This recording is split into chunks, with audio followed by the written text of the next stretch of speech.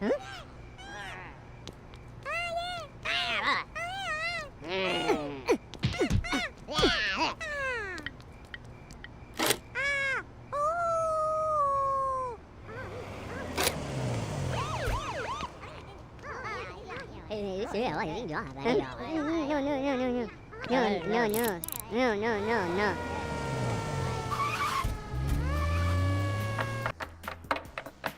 Eso no me parece justo.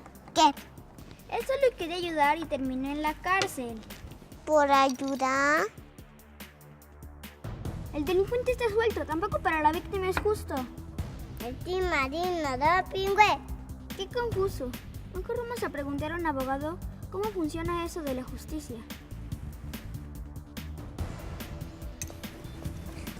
En México, todos los ciudadanos tenemos derecho a la seguridad y justicia, y la Constitución rige al sistema de justicia penal. Mira, artículo 20. El proceso penal tendrá por objeto el esclarecimiento de los hechos, proteger al inocente, procurar que el culpable no quede impune y que los daños causados por el delito se reparen. ¿Esto qué significa? Significa que hay que realizar una investigación objetiva de los delitos, proteger a las víctimas, castigar a los responsables. Y lo importante sería pagarle los daños Y rápido. Sí, lo más importante es que a la víctima le reparen el daño. Entonces, ¿para qué meten a la cárcel al otro señor? Pues para impedir que haga más daño y asegurarnos que esté disponible para la justicia, ¿Disponible para qué? para el juicio. ¿Y a veces gente inocente termina en la cárcel? Para evitar que eso suceda, estamos implementando un nuevo sistema de justicia penal que moderniza los procesos y los vuelve más sencillos, rápidos y objetivos, respetando los derechos de todos los ciudadanos como lo establece la Constitución.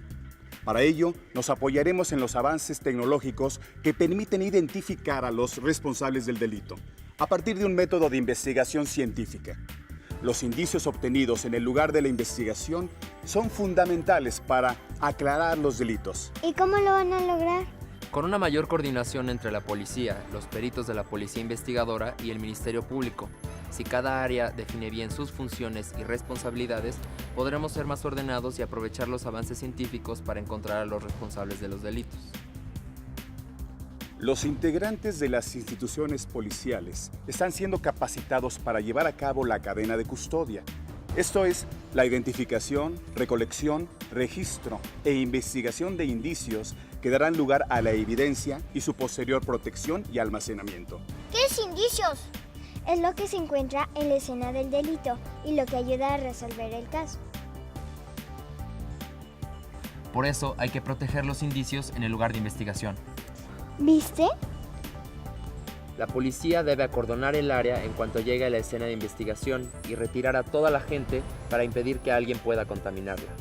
La policía investigadora, los peritos, los agentes del Ministerio Público y los jueces se apoyarán en el método científico para aclarar los casos.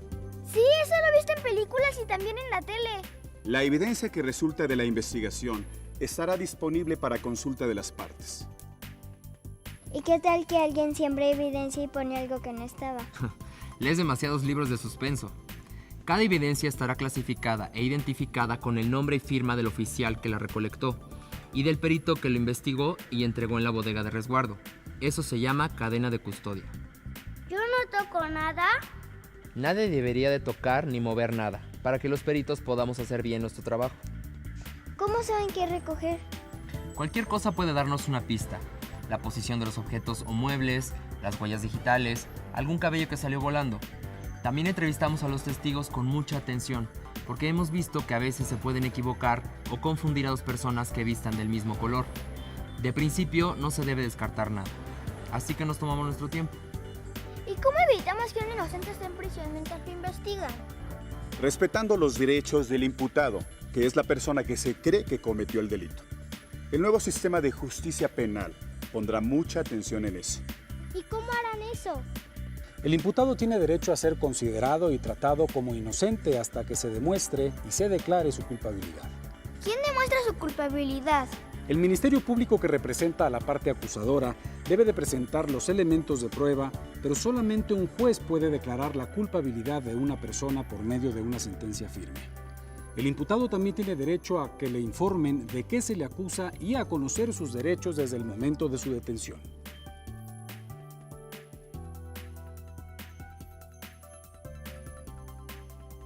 ¿Y si se lo llevan a la fuerza y nadie sabe dónde está? Puede exigir su derecho a comunicarse con un familiar y con un abogado. Si no tiene abogado o no lo puede pagar, el Estado deberá de proporcionarle uno, garantizándole con ello una defensa adecuada. Tiene derecho a decidir si declara o no, sin que su silencio pueda ser utilizado en su contra. Como decir, si no habla, ¿seguro es culpable? Exactamente. ¿Y si es mudo? ¡Qué pregunta tan rara! De hecho, es una pregunta muy inteligente. Si el imputado no escucha, no entiende o habla otra lengua, tiene derecho a ser asistido por un intérprete o traductor de manera gratuita. También tiene derecho a no ser expuesto a los medios de comunicación porque se puede provocar enojo de otras personas, poniendo en riesgo la seguridad del imputado. Todavía ni sabemos si es culpable.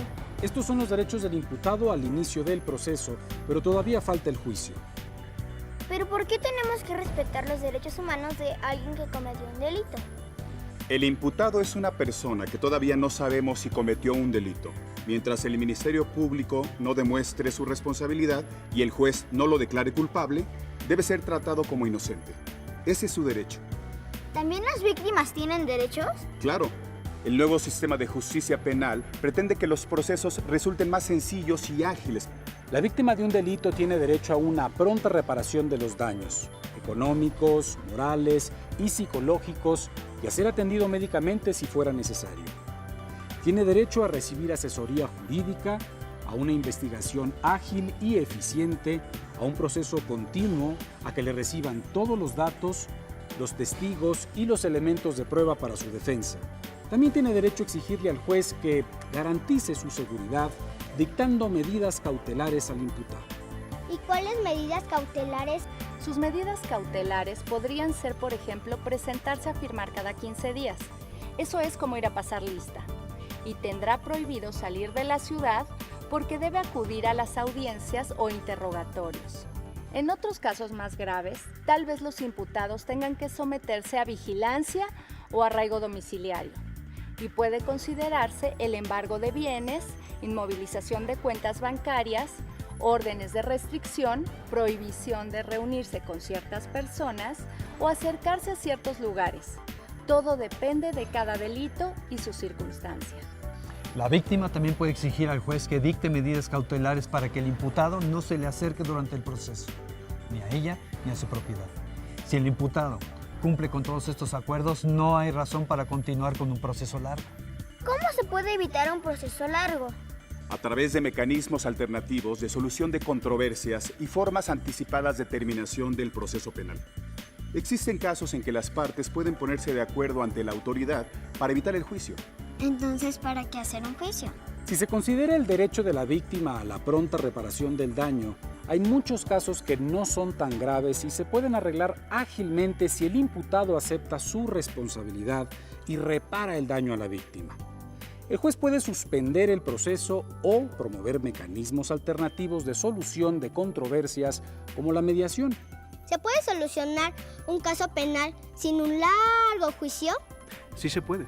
El nuevo sistema de justicia penal permite los mecanismos alternativos de solución de controversias. ¿Cómo?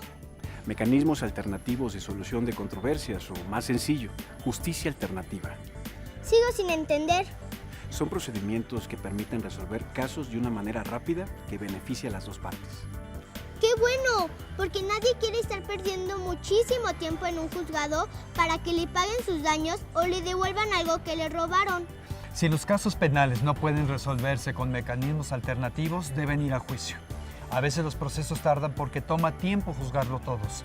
Las víctimas pierden tiempo y dinero y por eso con frecuencia prefieren no denunciar los delitos. Además, si los imputados son privados de su libertad durante el proceso, las prisiones llegan a estar sobrepobladas de personas que esperan sentencia. Por eso digo que no es buena idea lo del juicio. Con la justicia alternativa, las dos partes pueden ponerse de acuerdo para encontrar una solución que les convenga a los dos y que repare el daño a la víctima, además de devolverle su tranquilidad. ¿Dejan que las personas se arreglen solas y ya? No, claro que no. Es un proceso penal. La justicia alternativa está reglamentada. y el procedimiento será llevado a cabo por nosotros los facilitadores. Las partes deberán firmar un acuerdo que será evaluado por un juez. Como la versión corta de un proceso penal. Algo así, para que el sistema de justicia pueda concentrarse en los casos complejos como secuestros u homicidios y resolver los casos que se pueda con justicia alternativa. Es un camino que le conviene a las dos partes. ¿Cómo se repara el daño? Si el daño fue económico, pagando. Si el responsable no puede pagar, se pueden establecer acuerdos sobre los bienes a los que el ofensor tiene derecho. O sea, puede pagar con sus bienes o realizar actividades como pintar bardas o trabajos para la comunidad. ¿Qué pasa si no se cumplen los acuerdos del convenio? El juez ejecutará el acuerdo realizado previamente por las partes. Pero a veces los daños no se pueden reparar. Por eso hay casos que tienen que ir a juicio, pero ya no serán todos. ¿Y eso nos beneficia? Claro, porque agilizar los casos menos complejos dejará más tiempo para casos graves. O sea que no les van a poner atención a los casos menos graves. Y si es mi caso, eso no me va a parecer. Se va a poner atención a todos los casos, pero es un trabajo de equipo y las tareas van a estar divididas. Habrá jueces para cada tipo y parte del proceso. Jueces de control, de juicios orales y de ejecución de sentencias. Los jueces resolverán el caso garantizando los derechos de los imputados y de las víctimas u ofendidos. Lo más interesante del nuevo sistema es cómo el respeto a los derechos de las partes obliga a tener juicios transparentes. Para terminar, veamos los principios que rigen a los mecanismos alternativos de solución de controversias. Es voluntario, las partes lo hacen por propia decisión y convicción.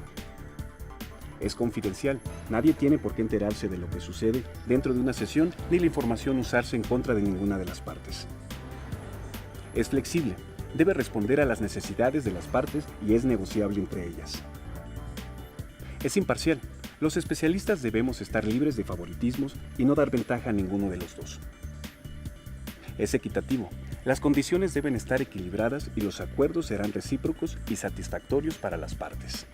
Porque las medidas cautelares son también para proteger a las víctimas y a la sociedad.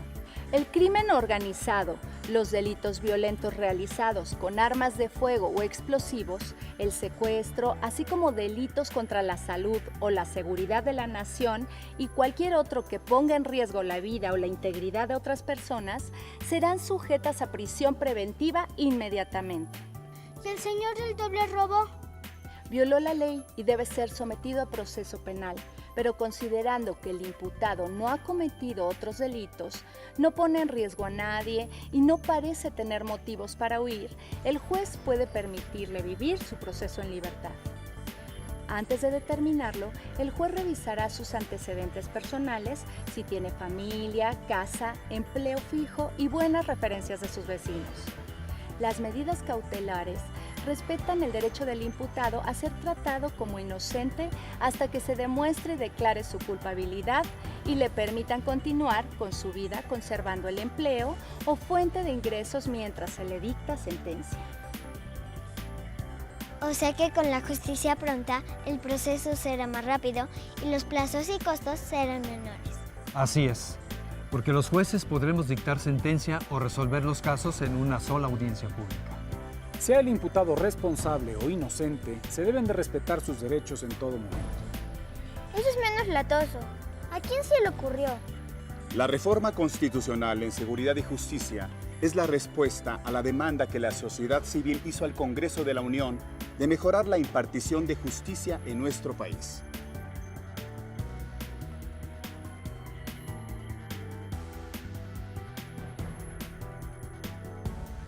El nuevo sistema es más justo e imparcial. Así ganamos todos. La demanda ciudadana ahora es ley. Nuevo sistema de justicia penal. Una transformación conjunta que genera confianza.